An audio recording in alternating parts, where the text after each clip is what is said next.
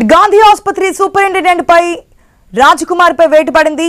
రాజకుమారి పనితీరుపై తీవ్ర స్థాయిలో విమర్శలు రావడంతో ఆమెను సస్పెండ్ చేశారు అధికారులు. గాంధీ ఆసుపత్రికి సూపరింటెండెంట్ బాధ్యతలను వైద్య విద్య అడిషనల్ డైరెక్టర్ డాక్టర్ ఎన్ వాణికి అప్పగించారు. ఈ మేరకు ప్రభుత్వం ఉత్తర్వులు జారీ చేసింది.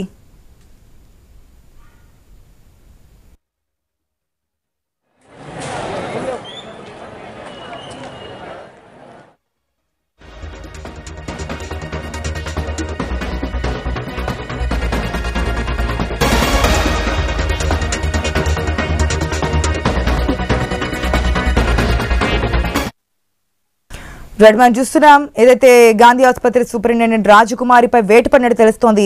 గతంలో కూడా ఈవిడ పనితీరు మీద అనేక విమర్శలు వచ్చిన నేపథ్యంలోనే ఈవిడ్ని తొలగించినట్టు తెలుస్తోంది. అయితే ఈవిడ ప్లేస్ లో కొత్త సూపరింటెండెంట్ వచ్చారని వానికి బాధ్యతలు అప్పగించినట్టు తెలుస్తుంది. అప్డేట్స్ మా ప్రతినిధి ప్రవీణ్ ద్వారా తెలుసుకుందాం. ప్రవీణ్, ఆశ అయితే గాంధీ ఆసుపత్రి సూపరింటెండెంట్ రాజకుమారి పైన వేటు పడినట్టుగా తెలుస్తుంది. మొత్తం త్వరగా చూసుకుంటే ఈమె పనితీరు పైన సర్వత్రా విమర్శలు రావడం చేత అక్కడ ఉన్నటువంటి సిబ్బందితో కూడా విమర్శలు రావడం చేత ఈమె మొత్తం త్వరగా కూడా ఈ యొక్క విమర్శల నేపథ్యంలో రాజకుమారిని సస్పెండ్ చేస్తూ అధికారులు కూడా ఉత్తర్వులు జారీ చేశారు. అయితే ఆ గాంధీ ఆసుపత్రి సూపరింటెండెంట్ ఆ పనితీరు నచ్చకనే ఈ యొక్క విమర్శలు రావడం చేతనే ఈ యొక్క సస్పెండ్ చేసినట్టు కూడా అధికారులు తెలుపుతున్నారు. అదేవిధంగా గాంధీ ఆసుపత్రి సూపరింటెండెంట్ బాధ్యతలను నూతన అయితే వైద్య విద్య అడిషనల్ డైరెక్టర్ గా పనిచేస్తున్నటువంటి డాక్టర్ వాణికి ఈ యొక్క బాధ్యతలు అప్పగించినట్టు తెలుస్తుంది.